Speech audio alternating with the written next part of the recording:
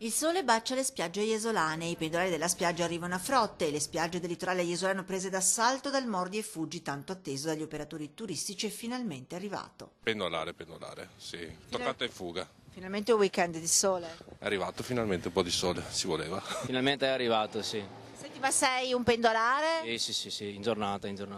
Quindi stai qua oggi o torni domani? Solo oggi, torno stasera. Più che pendolari, più che toccata e fuga. Fuga dalla città. Sì, esatto.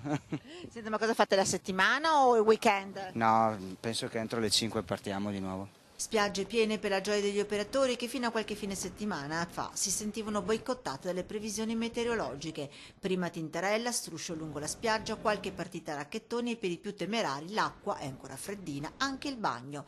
Primo assaggio positivo di avvio di stagione. I segnali positivi ci sono, se il meteo ci aiuterà, tra qualche mese saremo qui col sorriso.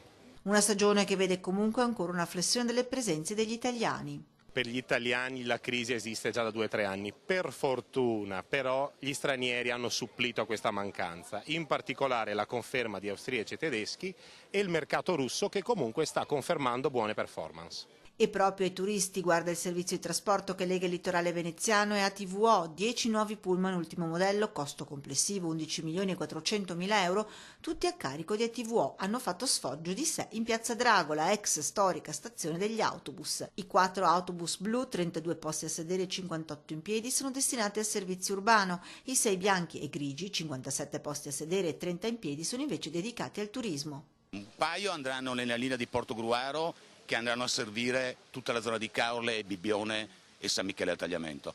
I rimanenti invece saranno nell'altra parte del territorio, che andranno a servire gli aeroporti Jesolo, Eraclea Mare, Punta Sabbioni Cavallino e l'aeroporto di Treviso.